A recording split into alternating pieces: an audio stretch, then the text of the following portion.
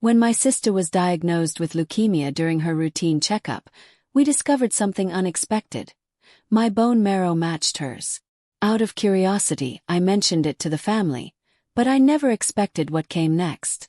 Without even considering it, they completely rejected the idea. They said donating bone marrow was risky, that they couldn't let her take that gamble. Life and death are fate, they told me. You just have to deal with it. My sister turned me down flat. She said she was trying to start a family and didn't want to risk anything. That moment, the fragile bond we had left between us finally shattered.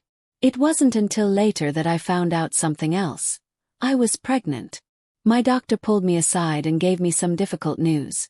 If I wanted to donate bone marrow to Emma, there was a real chance I would have to end my pregnancy. He urged me to think carefully and talk it over with my husband. I was torn. Getting pregnant hadn't been easy. It took months of traditional medicine, planning, and patience. My husband had been over the moon when he found out. He was ready to shout it to the world. Still, I couldn't stop thinking about Emma. At 29, she was always our parents' golden child. If something happened to her, it would destroy them. After hours of battling with myself, I decided to go home and talk to the family. I walked in to find everyone gathered around dinner, enjoying themselves, except for Emma's side, which was noticeably empty. My brother Jake and his girlfriend were there, celebrating something, but as soon as I arrived, the mood shifted. Everyone stopped smiling, set their glasses down awkwardly, and looked away. Mom tried to pretend everything was fine, welcoming me in a warm but distant way. "We thought you were busy," she said. "Didn't want to bother you." But her gestures felt forced. I decided not to bring it up right away and sat down. Then gently I reached for her hand and said, "Mom, I'm sick." Her fingers stiffened, but she didn't pull away. "Eat more food, it fixes everything," she said dismissively, clearly looking for an excuse to change the subject. Jake interrupted. "Lily, you're here to kill the vibe again, aren't you? Every time we're happy you mess it up. Don't tell me this is on purpose." I ignored him and sat quietly. Then I said it plainly. "I've got leukemia."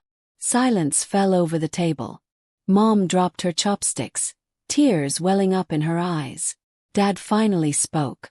"Your in-laws should handle the treatment," he said, giving me a disapproving look. "They can take care of it. And stay calm. Don't shock your mom's blood pressure."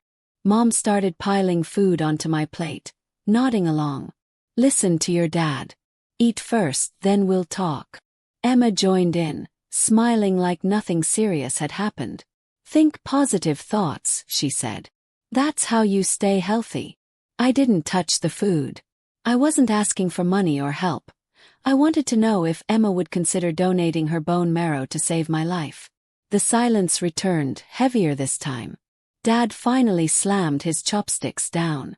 "That's ridiculous," he said. "Don't you know how risky bone marrow donation is?" I gave a small, bitter smile. "So it's not worth the tiny risk to save me?"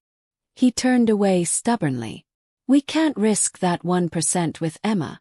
It's 100% if something happens to her." I wasn't surprised. As the second child who had been sent away, I knew my place in this family. Dad never really wanted me around. Not even now.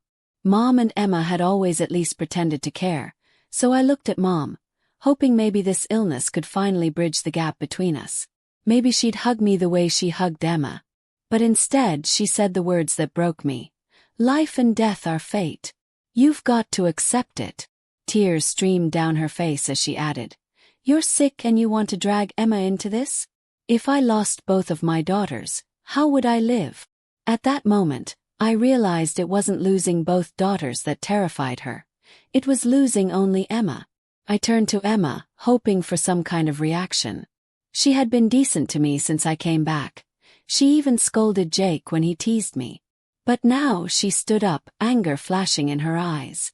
"Lily, you did this on purpose," she accused. "You think sending you away was unfair, and now you've come back all gloomy, trying to make us feel guilty. Acting weak like you suffered so much outside.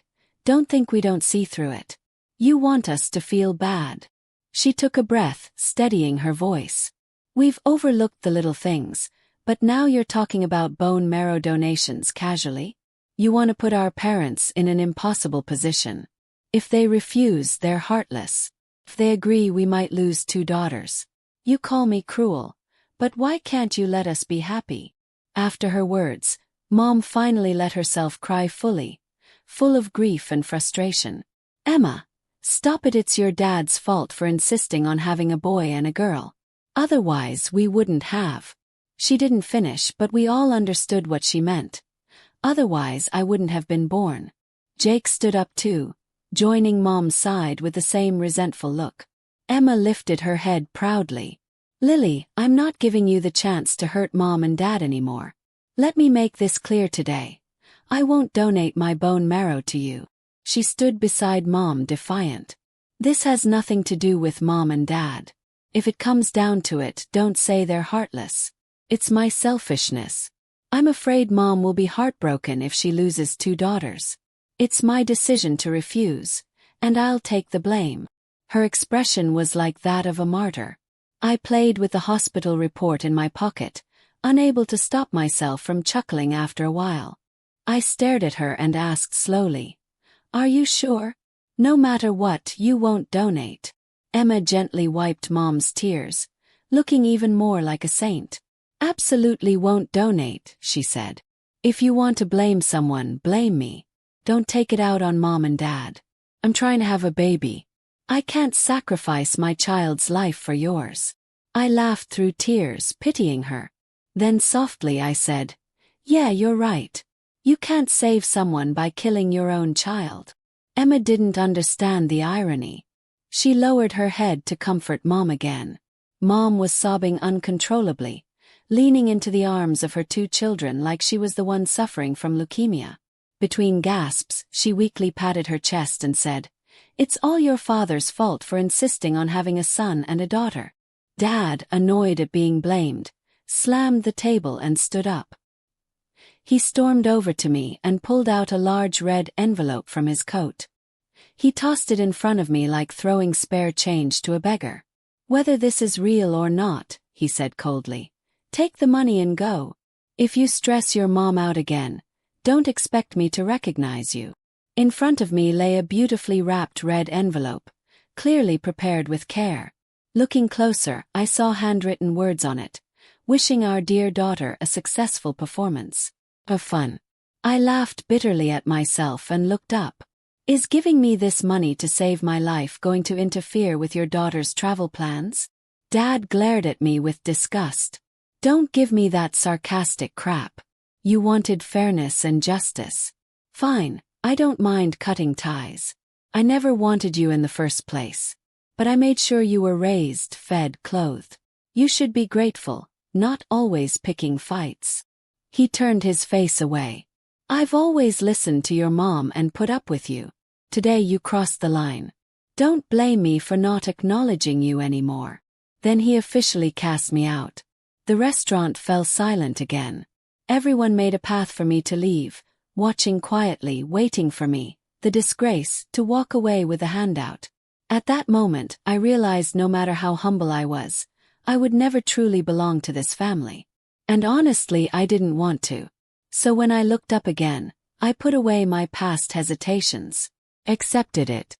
I weighed the red envelope in my hands and slowly stood up, heels clicking beneath me. I was as tall as Dad now.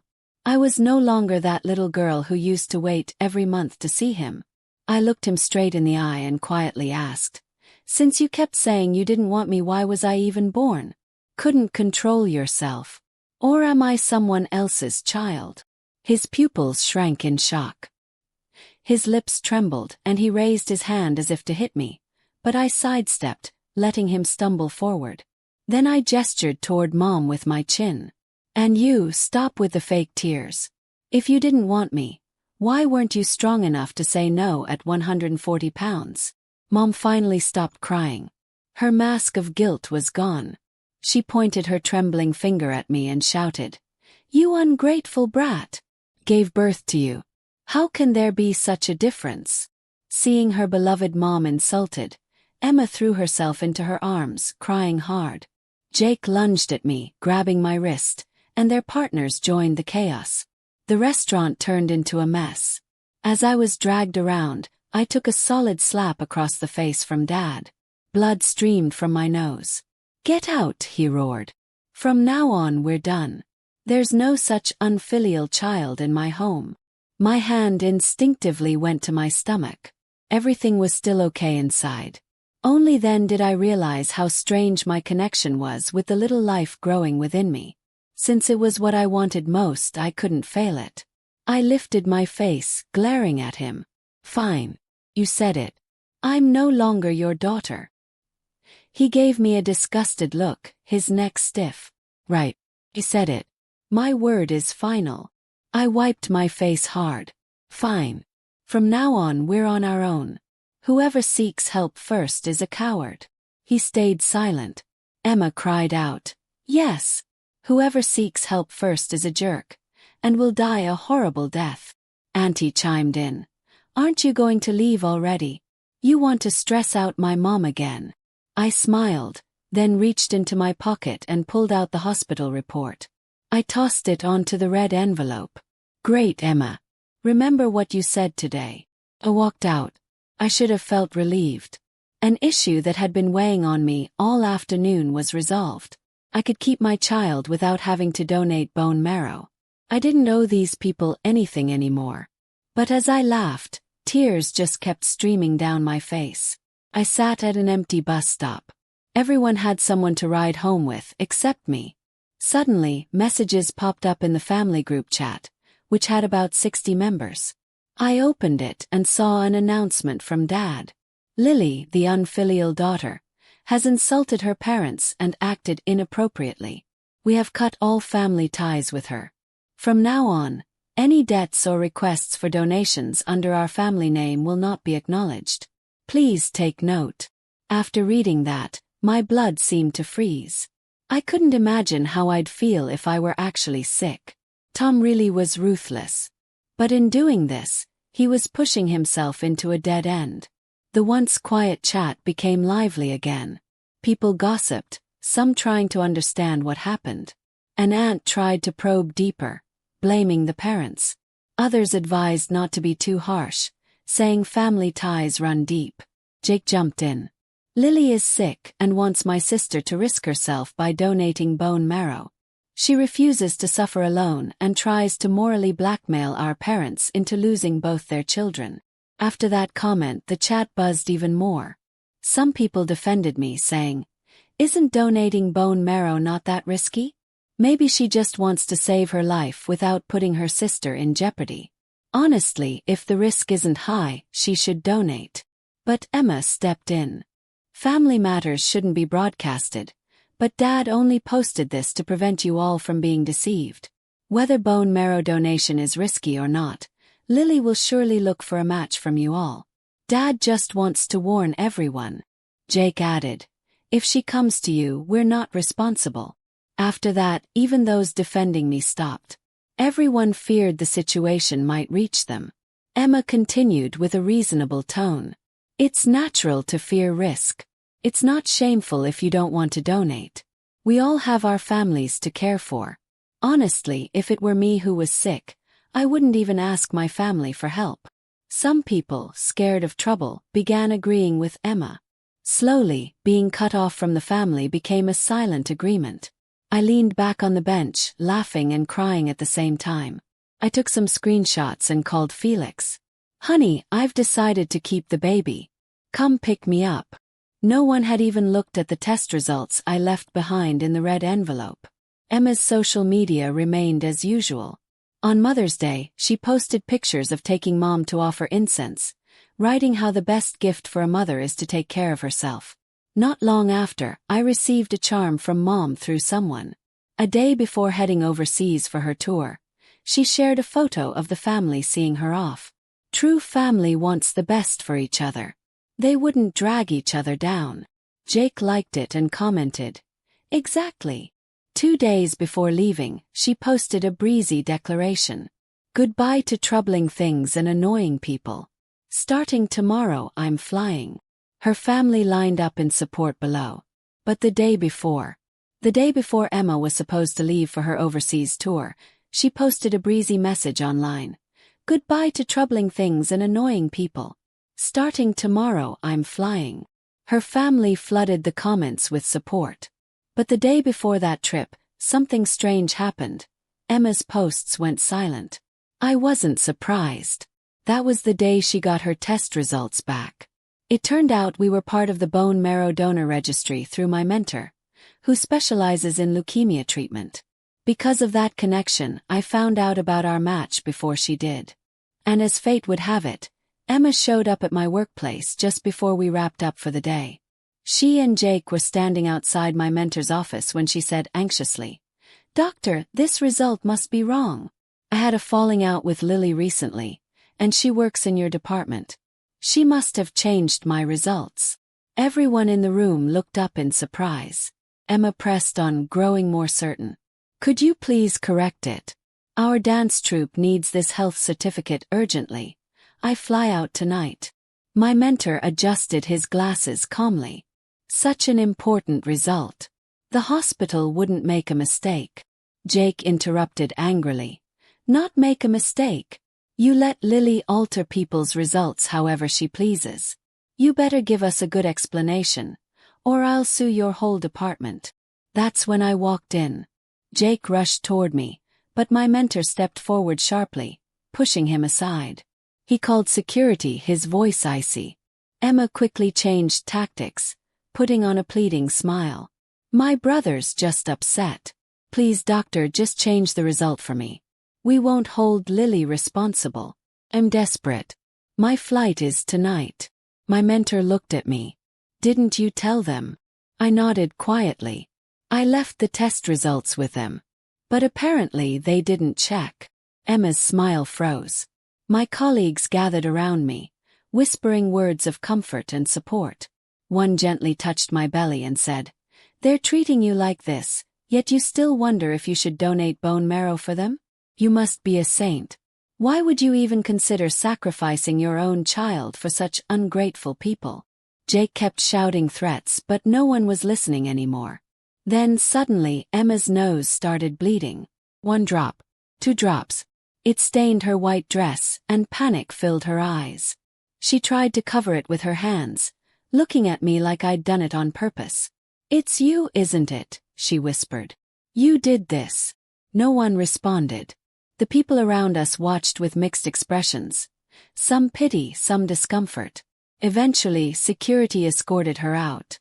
She never made it abroad. Her entire family scrambled to get her tested again, only to confirm the truth. And when they finally found the report I'd left behind, they realized what they'd done. But by then it was too late. Mom called me the same day. As soon as I answered, her loud sobs hit me like a wave. "Lily," she cried, "you did this on purpose. They always said you had a dark heart, and I didn't believe it until now. You provoked us, made us cut ties. You didn't even want to save your sister." At that moment, she didn't seem to realize that I was the only one who could actually help Emma. With their resources, they probably thought they could handle it without me. So she cursed me out freely, not holding back. I quietly hung up and blocked her number. Eventually, after exhausting other options, they went to my mentor, the most respected figure in the field. We met again at the hospital, where Emma had been admitted. Tom grabbed my mentor's hand, desperation in his eyes. "No matter the cost," he said. "I want my daughter cured." Then he slipped a thick envelope into my mentor's hand, thicker than the one he'd once handed me on Charity Day. Mentor refused the money. "There's no suitable match yet," he said. "For now, we'll go with conservative treatment. But if any willing donors come forward, we can test them." Tom immediately offered his arm. "Test me. She's my daughter. I'm sure to be a match. I'll donate." Mentor glanced at me silently. Understanding, I opened my folder and began explaining the risks of donating bone marrow. When I finished, I fixed my gaze on Tom. "So," I asked, "despite all these risks, will you still do it? Aren't you afraid your wife might lose 2 loved ones?" His face turned red, but he looked away stubbornly. Donate. I smirked and shifted my gaze to Jake and Mom behind him. What about you, Jake?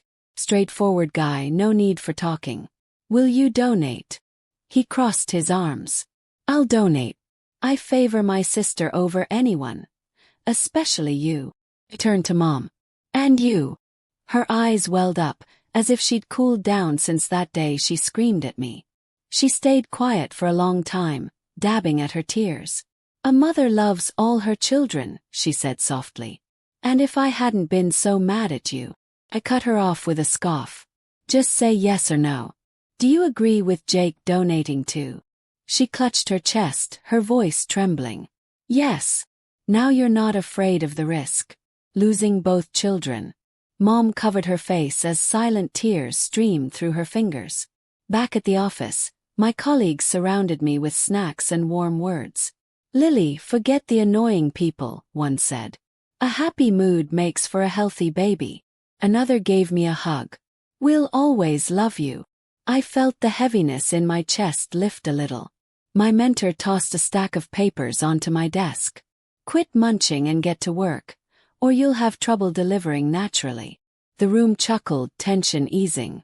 Later, word spread that there wasn't a single match among the family members. They ran verification tests at other hospitals, but nothing changed. One day, I ran into Mom again, this time in an elevator. She looked 10 years older, shoulders slumped, eyes sunken. When she saw me enter, she hesitated, then finally spoke. Lily, how have you been lately? I turned to face her. What do you really want to say? She couldn't hold it in anymore. Her face crumpled. Lily, you're a doctor. What's to be done with your sister's illness? I paused, then gave her a gentle smile. The three of us stood in silence for a moment. Finally, I handed her the takeout container I was holding. Take it, I said. Let your daughter eat up. Didn't you say a full belly cures everything?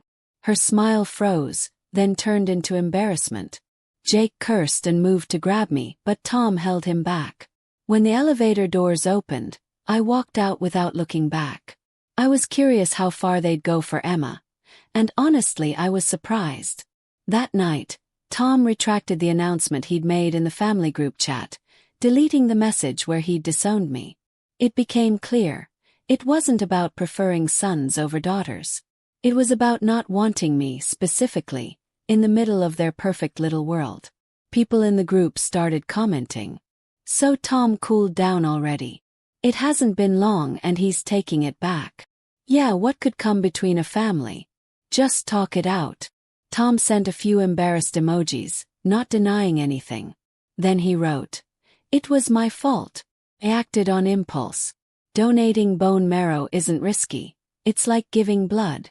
What harm could come from drawing a couple of tubes? I heard it's even good for your health."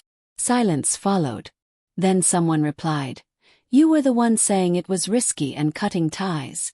Now you say it's beneficial. Tom, you've been all over the place with these stories." Eventually, Mom joined in, trying to smooth things over. "We all went to the hospital for tests a few days ago. Honestly, there's no risk. And our son-in-law gave us big red envelopes. He said whoever's a match gets a house in their name." That sparked excitement in the group. Is Tom's in-law side that well off? Just giving away houses like that? Oh, spur-of-the-moment decision. Who'd really dare ask for a house? Mom got anxious. Of course there'll be one. You all know our son-in-law's wealth. I'll have him write a guarantee. Maybe Tom forgot I was still in the group, or maybe he thought I wouldn't expose him. Either way, I quietly typed a message. Asterisk. There's no way I'm letting anyone covet the house my husband worked so hard to earn. Asterisk to clarify. I am Lily. I'm not the one with leukemia, nor do I need a bone marrow match. So my husband's house has not been promised to anyone. Also, I have indeed cut ties with them. Tom, who claims to stand by his word, wants you all to donate under false pretenses. Investigate thoroughly. Any consequences from donating are none of my business. The chat exploded again.